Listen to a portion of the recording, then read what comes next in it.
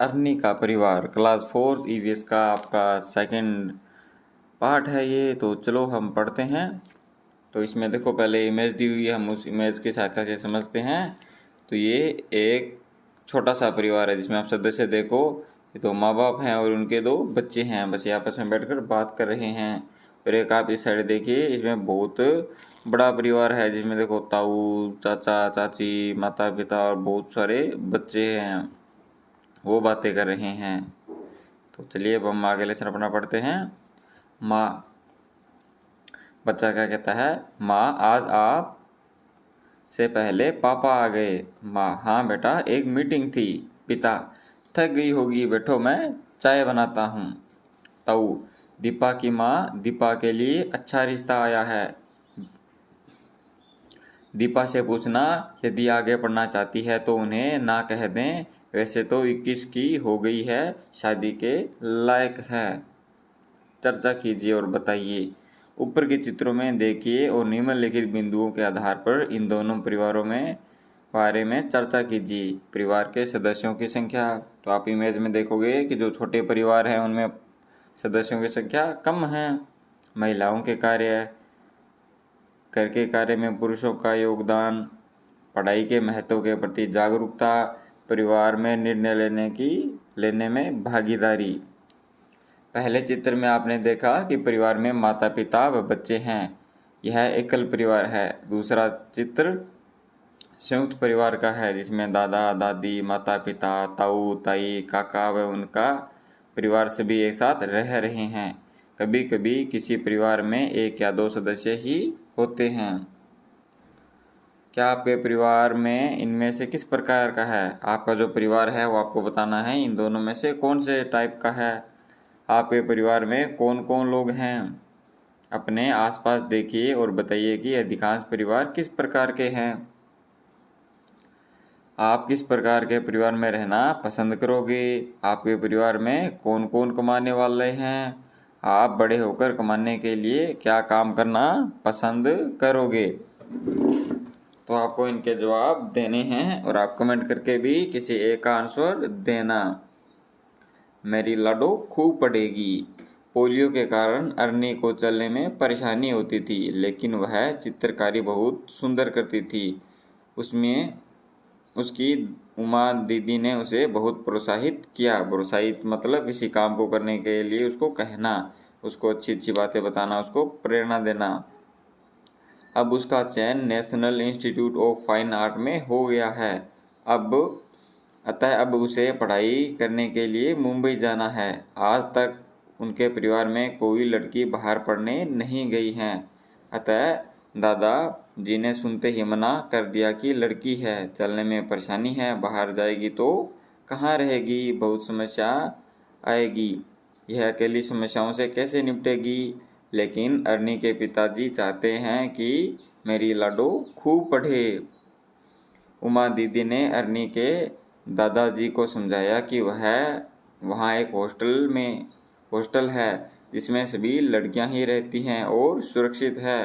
उन्होंने doctor aunty से भी उनकी बात करवाई, वह भी बाहर पढ़कर आई थी। आखिर अरनी के दादाजी मान गए और अरनी ने मुंबई जाने की तैयारी करने लगी। अरनी खुश हो गई, उसने दादाजी, पिताजी और उमा दीदी का आशीर्वाद लिया।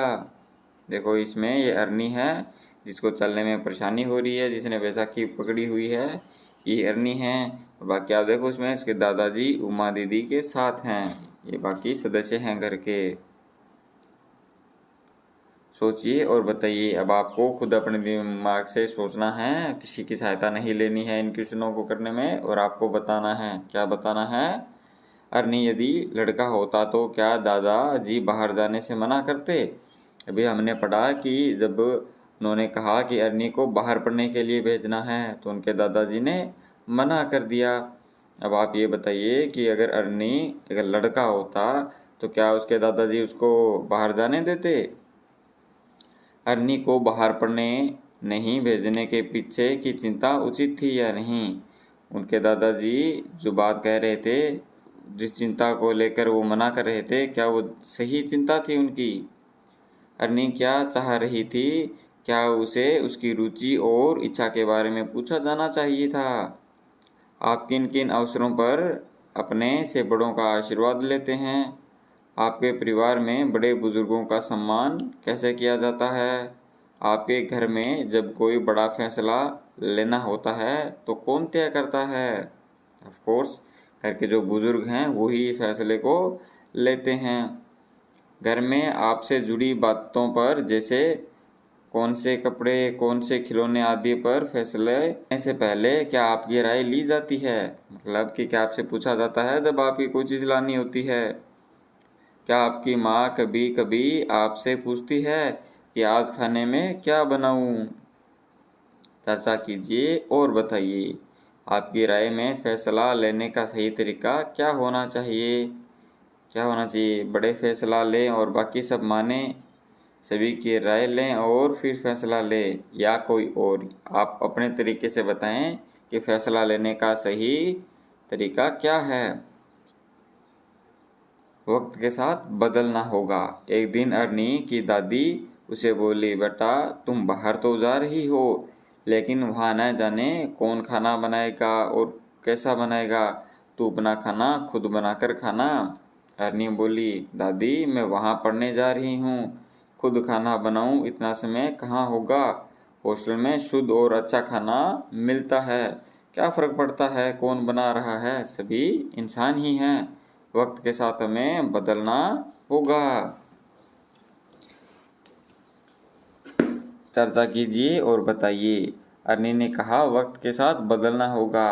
आपके आसपास ऐसा क्या है जो बदलना चाहिए?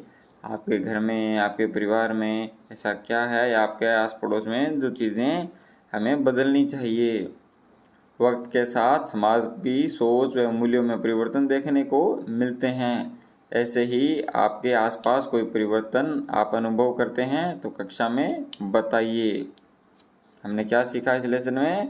छोटे परिवार एकल परिवार होते हैं। संयुक्त परिवार में दादा, काका, ताऊ आदि सदस्य साथ साथ रहते हैं। बेटियों को भी पढ़ना चाहिए, उन्हें भी आगे बढ़ने का मौका देना चाहिए। परिवार के बड़े बुजुर्गों का सम्मान करना चाहिए। समय के साथ हमें सोच में बदलाव करना चाहिए। जाना समझा और बताइए। अब आप बताना है, क्या बताओगे आप? परिवार में महत्वपूर्ण निर्णय किसको और कैसे लेना चाहिए और क्यों? संयुक्त परिवार एवं एकल परिवार के फायदे लिखिए। यहाँ पर देखो बच्चों कितनी खूबसूरत बात लिखी हुई है। एक बेटी पढ़ेगी 7 पीढ़ी तरेगी।